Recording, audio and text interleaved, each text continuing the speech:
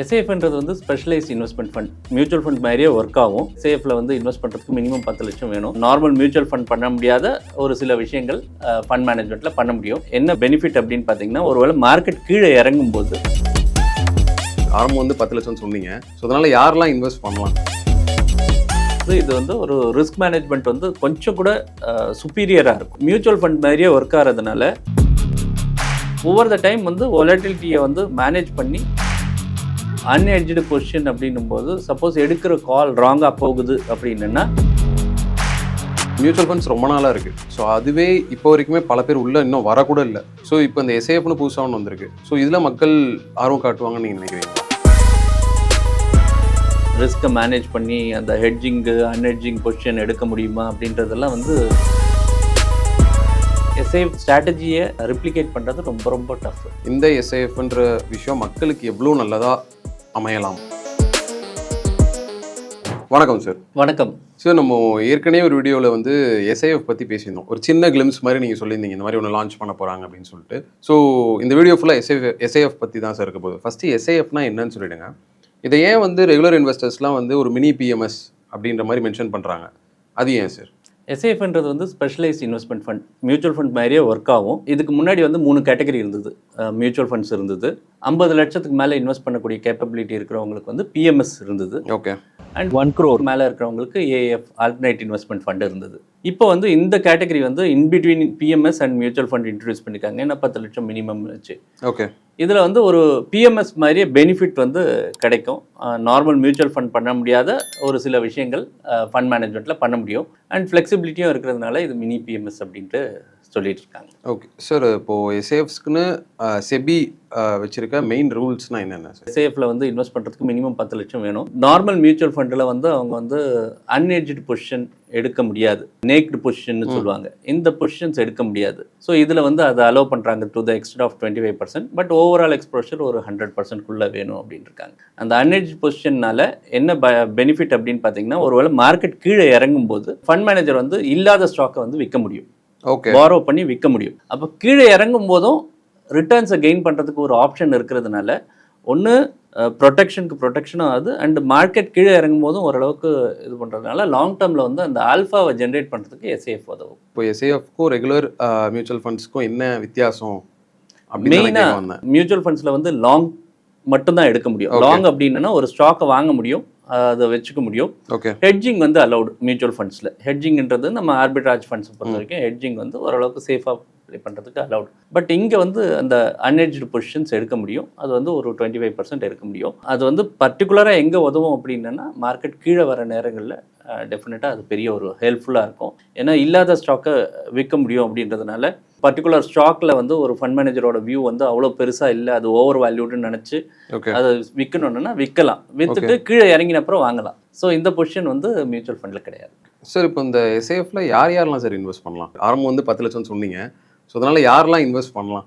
எல்லா 10 லட்சம் இருக்கக்கூடிய எல்லாருமே வந்து இன்வெஸ்ட் பண்ணலாம். ஓகே. ஆனால் பேசிக்காக இது என்னன்னு பார்த்தீங்கன்னா வந்து இது வந்து ஒரு ரிஸ்க் மேனேஜ்மெண்ட் வந்து கொஞ்சம் கூட சுப்பீரியராக இருக்கும். இந்த ப்ராடக்ட் வந்து ஓரளவுக்கு வந்து குஷன் இருக்கும். இப்போ நிறைய ப்ராடக்ட்ஸ் இருக்குது நமக்கு. அசெட் அலோகேஷன் ப்ராடக்ட் நிறைய பேலன்ஸ் அட்வான்டேஜ், மல்டி அசெட் இந்த மாதிரி இருக்குது. இந்த ப்ராடக்ட் வந்து சம்வாட்டனும் அந்த டவுன் சைட்லேயும் ஓரளவுக்கு ரிட்டர்ன் ஜென்ரேட் பண்ணக்கூடிய ஒரு கேப்பபிலிட்டி இருக்கிறதுனால 3 to 5 years ஹொரைசான் இருக்கக்கூடியவங்களே இன்வெஸ்ட் பண்ணலாம். சார், இப்போ நான் அந்த எஸ்ஐஎஃப்ல இன்வெஸ்ட் பண்ணணும்னு நினச்சேன் சார். என்கிட்ட 10 லட்சம் இருக்குது அப்படின்னா எனக்கு ஃபஸ்ட்டு அதில் என்னென்ன அட்வான்டேஜஸ்லாம் இருக்குன்னு தெரிஞ்சுக்கணும். என்னென்ன ப்ளஸ் பாயிண்ட்ஸ்லாம் இருக்குது எஸ்ஐஎஃப்ல அப்படின்னா என்னென்ன விஷயங்கள்லாம் இருக்குது சார்? பேசிக்காக வந்து இது ஒரு 3 கேட்டகரியாக வந்து பிரிச்சிருக்காங்க. ஒன்று வந்து equity orient SIF long short, hybrid orient or debt orient. இந்த 3 கேட்டகரியில் வந்து மொத்தம் 7 ப்ராடக்ட் கொடுத்துருக்காங்க. ஈக்விட்டியில் 3, மற்ற 2த்துலையும் 2 கொடுத்துருக்காங்க. ஸோ அதனால் ஒவ்வொரு இன்வெஸ்டரும் அவங்களுடைய ரிஸ்க்கு ஏற்ற மாதிரி அவங்க இன்வெஸ்ட் பண்ணலாம். ரெண்டாவது, மியூச்சுவல் ஃபண்ட் மாதிரியே ஒர்க் ஆகிறதுனால டாக்ஸ் இம்ப்ளிகேஷனும் மியூச்சுவல் ஃபண்ட் மாதிரியே இருக்கும். அதாவது லாங் டேர்ம் கேபிட்டல் கெயின் வந்து 12.5%. இப்போ பிஎம்எஸை பொறுத்த வரைக்கும் எல்லாம் பார்த்தீங்கன்னா டாக்ஸ் இம்ப்ளிகேஷன் அதிகமாக இருக்கும். பர்டிகுலர் ஏஎஃப்லாம் வந்து CAT 3 ஏஎஃப்னு சொல்லுவாங்க. அதுலலாம் டாக்ஸ் இம்ப்ளிகேஷன் இன்னும் அதிகம். ஸோ அதை விட கம்பேர் பண்ணும்போது இது வந்து ரொம்ப அட்வான்டேஜஸாக இருக்கும். அதேமாதிரி எக்ஸிட் அப்படின்றது வந்து ஒரு பர்டிகுலர் வீக்கில் வந்து ஒரு 2 நாள் அப்படின்ற மாதிரி சொல்லியிருக்காங்க. சில டைமில் தேவைப்பட்டதுன்னா அது வந்து வீக்லி எக்ஸிட் ஆர்னா மந்த்லி எக்ஸிட் கூட பண்ணலாம் அப்படின்ற மாதிரி ஃப்ளெக்சிபிலிட்டி கொடுத்துருக்காங்க. பட் இப்போ வந்திருக்கிற ஒரு 5 ஏஎம்சிஸை பொறுத்த வரைக்கும் பார்க்கும்போது அவங்க வீக்லி 2 days அந்த மாதிரி எக்ஸிட் கொடுக்குறாங்க. அதனால எக்ஸிட்லேயும் பெரிய ப்ராப்ளம் கிடையாது. ஓகே. ரிஸ்க் மேனேஜ்மெண்ட்டும் ப்ராப்பராக நடக்குது. ஓவர் த டைம் வந்து வாலட்டிலிட்டியை வந்து மேனேஜ் பண்ணி ஹையர் ரிட்டர்ன் எடுக்கிறதுக்கான வாய்ப்புகள் நிறைய இருக்குது. எஸ்ஐஎஃப்கான பாசிட்டிவ்ஸ் எல்லாமே சொல்லிட்டீங்க. ஸோ ஒரு விஷயம் பாசிட்டிவ்னு இருக்கப்போ நெகட்டிவ்ஸும் கண்டிப்பாக இருக்கும். ஸோ என்னென்ன நெகட்டிவ்ஸ்லாம் இருக்குது சார் எஸ்ஐஎஃப்ல? பேசிக்கலி இது வந்து நம்ம ஒரு ஃபண்ட் மேனேஜரோட திறனை நம்பி போகிறோம். ஓகே. இப்போது அன்எட்ஜ்டு பொசிஷன் அப்படின்னும் போது சப்போஸ் எடுக்கிற கால் ராங்காக போகுது அப்படின்னா அந்த லாஸஸ் வந்து வர்றதுக்கான வாய்ப்பு இருக்குது. ஓகே. அதுக்கு இவங்க ஒரு சேஃப்டி மெக்கானிசமாக மொத்தமாக 100% போர்ட்ஃபோலியோக்கு மேலே போகக்கூடாது அப்படின்னு சொல்லியிருக்கிறாங்க. அந்த அன்எட்ஜ் பொசிஷனும் அந்த 100%க்குள்ளே தான் இருக்கணும் அப்படின்ட்டு இருக்காங்க. அதனால் ஓரளவுக்கு சேஃப்டி மெக்கானிசம் இருக்குது. பட் அவங்களுடைய கால்ஸ் வந்து ரொம்ப ஒரு ராங்காக போகிறதுனால டெஃபினட்டாக வந்து அந்த ஒரு ரிஸ்க் வந்து இருக்குது. But other than that market ரிஸ்கில் வந்து ஓரளவுக்கு இது வந்து ஹெட்ஜ் பண்ணுறதுனால ஓரளவுக்கு பெட்டராக இருக்கலாம். Okay sir. இப்போது இந்த எஸ்ஐஎஃப்ன்ற விஷயம் வந்துட்டு மக்கள் இடையில பாப்புலராக ஹிட் ஆகும்னு நினைக்கிறீங்களா சார்? நான் எதனால் கேட்குறேன்னா, இப்போ ரொம்ப மியூச்சுவல் ஃபண்ட்ஸ் ரொம்ப நாளாக இருக்குது. ஸோ அதுவே இப்போ வரைக்குமே பல பேர் உள்ளே இன்னும் வரக்கூட இல்லை, எல்லாமே வெளியில் நின்று தான் பார்த்துட்டு இருக்காங்க. ஸோ இப்போ இந்த எஸ்ஐஎஃப்னு புதுசாக ஒன்று வந்திருக்கு. ஸோ இதில் மக்கள் ஆர்வம் காட்டுவாங்கன்னு நீங்கள் நினைக்கிறீங்களா?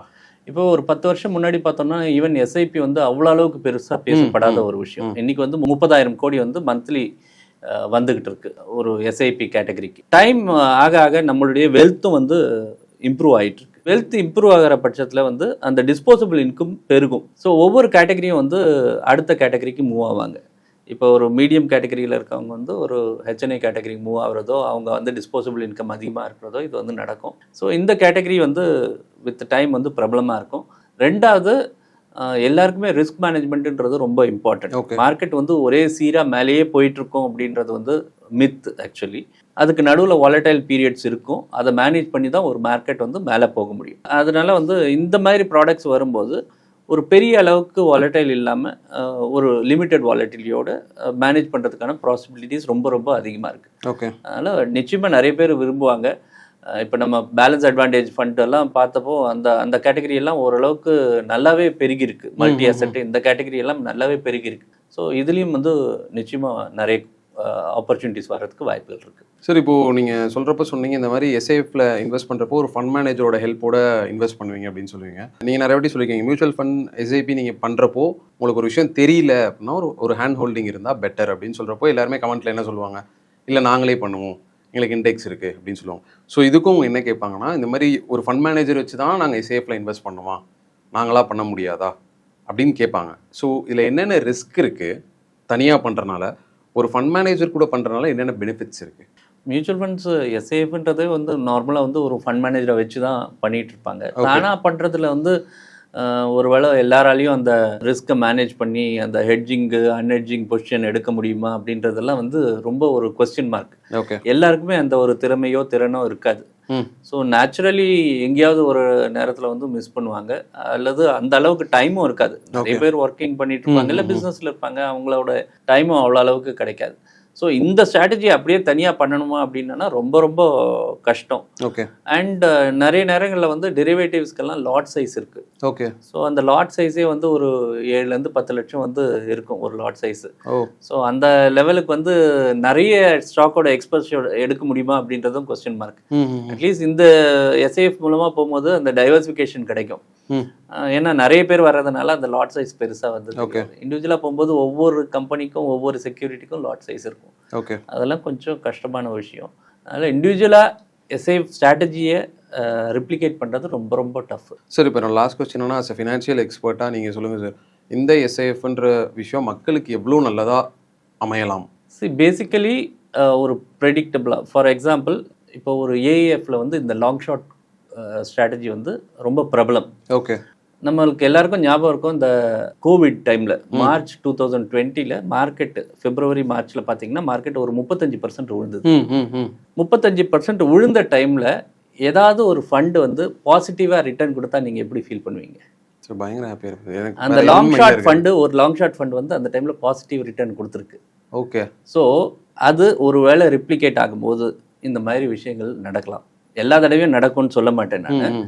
ஒன்று, பேசிக் ஆப்ஜெக்டிவ் இஸ் மார்க்கெட்டோட குறைவாக விடுறதுக்கான சான்சஸ் வந்து ரொம்ப அதிகமாக இருக்குது. ஒருவேளை மார்க்கெட் அந்த ஹெட்ஜிங் எல்லாம் ப்ராப்பராக பண்ணிவிட்டு அதுக்கப்புறம் வந்து அந்த அன்ஹெட்ஜ் பொசிஷனும் கரெக்டாக எடுக்கிற டைமில் எக்ஸ்ட்ரா ரிட்டர்ன்ஸ் ஜென்ரேட் பண்ணுறதுக்கான வாய்ப்புகளும் அதிகமாக இருக்குது.